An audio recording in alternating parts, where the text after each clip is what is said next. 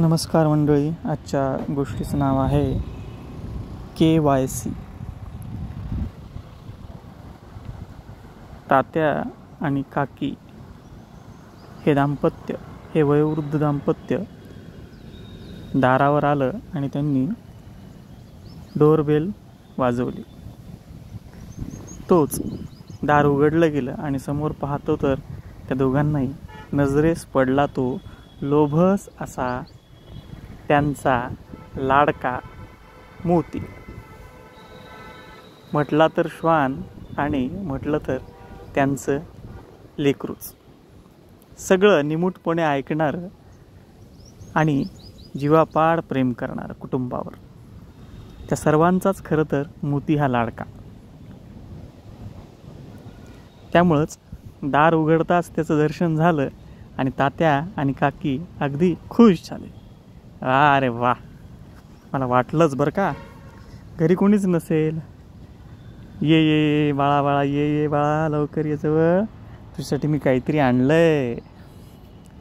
तात्या आणि काकींच्या स्पर्शातून वाहणारं मिळणारं प्रेम मोत्यालाही चांगलंच जाणवत होतं, जाणवायचं. म्हणूनच मोती अगदी त्यांच्या भोवताली फिरत त्यानं गळाभेट घेतली. अर्थातच तात्या आणि काकी खाली बसले. हो, त्या वयातही खाली बसले. त्यांना मोत्याची गळाभेट घ्यावीशी वाटली. खरोखरच किती एकमेकांच्या भावना जाणून घेण्यात यांना खूप असा रस होता. म्हणूनच ही गळाभेट खरंच महत्त्वाची होती. त्यानंतर तात्यांमध्ये आणि काकींमध्ये एक वेगळाच उत्साह संचारला, पॉझिटिव्हिटी आली. आणि मग इतर सदस्य घरातले आहेत तरी कुठं आहे म्हणून ते पाहायला लागले. पण घरात कोणीच नव्हतं, फक्त होता मोती. त्यालाही दार उघडण्याची टेक्निक शिकवल्यामुळं तो अलगद दार उघडायचा आणि एक आदमास घ्यायचा की आपल्या ओळखीचा आहे ना कुणी, नाहीतर तसंच तो त्यांच्यावर भुंकायचा. आपोआपच मग अपरिचित माणूस तिथून निघून जायचा. असं त्यांची ती पद्धत होती. तात्या आणि काकी मोत्याशीच बोलायला लागले. मनात आलेल्या सगळ्या गोष्टी, प्रवास कसा झाला, प्रवासात आलेले अनुभव, ते मोत्याच्या डोक्यावरून अंगावरून हात फिरवत त्याला जणू सांगू लागले. आणि तोही तितकाच कान टोकारून मान हलवत अगदी लक्ष असल्यासारखं ऐकत होता. खरं तर तात्यांना त्या मोत्याची भाषा समजत होती आणि मोत्यालाही तात्याचं प्रेम, त्यांचा जिव्हाळा जाणवत असायचा.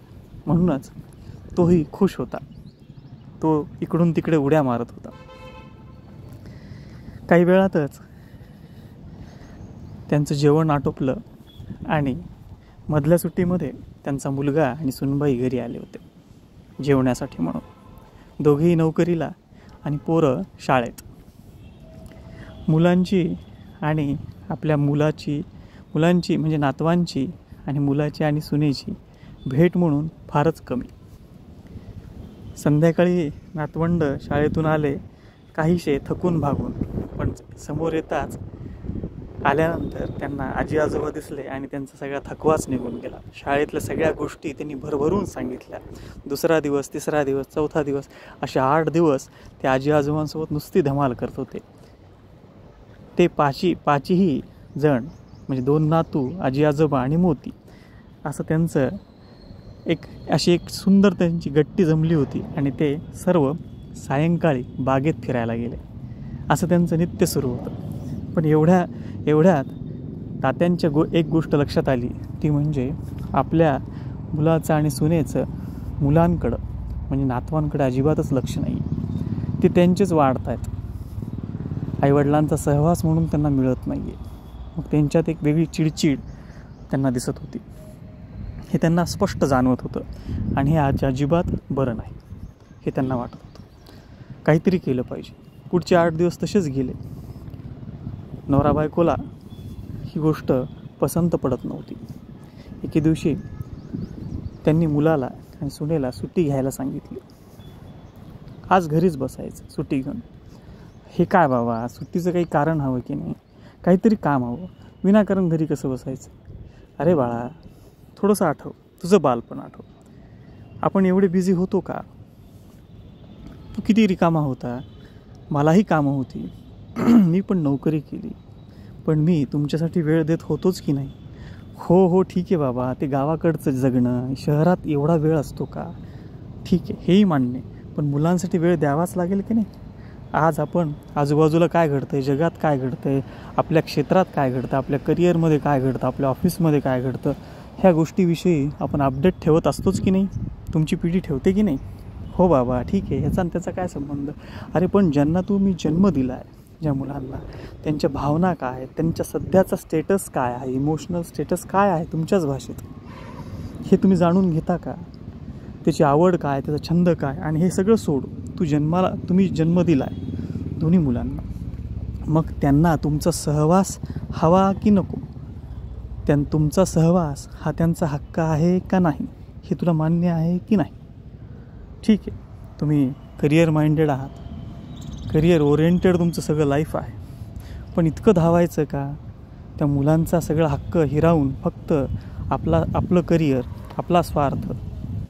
अहो स्वार्थ कसला बाबा त्यात? अहो मी हे सगळं कुटुंबासाठीच करतो आहे. Yes, exactly.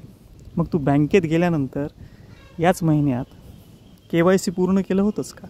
हो, त्याचं काय आता मध्येच? त्यात काय म्हटलं आहे?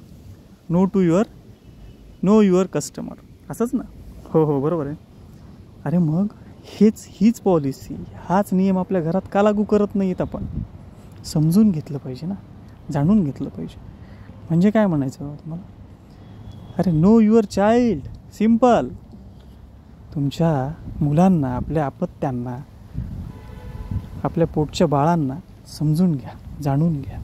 अजून किती जाणून घ्यायचं बाबा? त्यांना हवं प्रत्येक गोष्ट. त्याला जिम लावायची म्हणतोय तो, एवढ्या लहान वयात जमत नाही, पण मग त्याला बाकीचे गेमचे क्लास लावलेत, कराटे क्लास लावलेत. त्या मुलीलासुद्धा संगीताचा आवड आहे, त्याचीसुद्धा तिला क्लास लावून दिलेत. अरे ते ठीक आहे, ते सगळीकडे बिझी आहेत, पण तरीही त्यांच्यामध्ये एकलकोंडेपणा, एकाकीपणा आहे, मला तरी दिसतोय. आणि हे काही बरं नाही. मुलांना आईवडिलांचा सहवास लागतच असतो. आजी आजोबा हे हवेच, पण आईवडीलही तितकेच त्यांना गरजेचे असतात. त्यांच्या मनातलं त्यांना बोलायचं असतं आईवडिलांशी, आणि त्याच वेळेला आईवडील हजर नसतात किंवा सोबत नसतात. मग उपयोग काय? ती मोठी झाल्यानंतर तेही त्यांच्या करिअरच्या मागे लागतील आणि भुरकून उडून जातील. एखाद्या घरट्यातून पक्षी जसे उडून जातात ना, तसेच अगदी. हे तुला चालेल का? विचार कर. तुझा KYC अपडेट ठेव राजा, KYC अपडेट ठेव. बाबा बापरे बाप, तुम्ही आल्या नाही 15 दिवसापासून पाहतोय. हो की नाही रे मोती? मोत्यानं आजोबांकडं म्हणजे तात्यांकडे पाहिलं आणि तो खलाखला मान हलवायला लागला. हो, जणू त्याला सगळंच कळालेलं होतं. त्याला लक्षात आलेलं होतं की घरात काहीतरी चुकतं आहे, आणि मालकांचं तर चुकतंयच, पण त्याहून महत्त्वाचं म्हणजे मालक जे चुकतं आहे त्याच्याकडे लक्षही देत नाही आहेत. बरं झालं तात्या आलेत. त्याच्या डोळ्यातले भाव तात्यांनाही कळत होते. त्याला जी गोष्ट कळते ती तुला कशी कळत नाही रे, असं म्हणून तात्यांनी आपल्या मुलाचे कान पिळले. तेव्हा मात्र मोती त्यांच्याकडे आश्चर्याने पाहायला लागला. तेही मान वेळावून, मान वाकवून तो पाहत होता. तात्या त्याला आता कोणती शिक्षा देतात बरं, असं जणू तो मिश्किलपणे तो त्याच्याकडे पाहत होता. आणि मग मुलंही हसायला लागले. बघ मी आणखीन कान पिळेल ना? नाही बाबा मी विचार करतो. अरे आता मी लहान राहिलो का? माझ्याच मुलांसमोर तुम्ही माझे कान पिळताय, ते काय म्हणतील? अरे तू कितीही मोठा झालास तरी माझे नातवंड जरी असले तरी माझा मुलगा हा माझा मुलगाच की नाही? तो शेवटी मुलगाच. तू काय माझा बाप होणार नाही आहेस, पण तेव्हा कान पिळण्याची जबाबदारी माझीच की नाही? असं म्हणून तात्यांनी एक कान धरला आणि दुसऱ्या बाजूने ते काकींनी त्याचा कान धरला होता.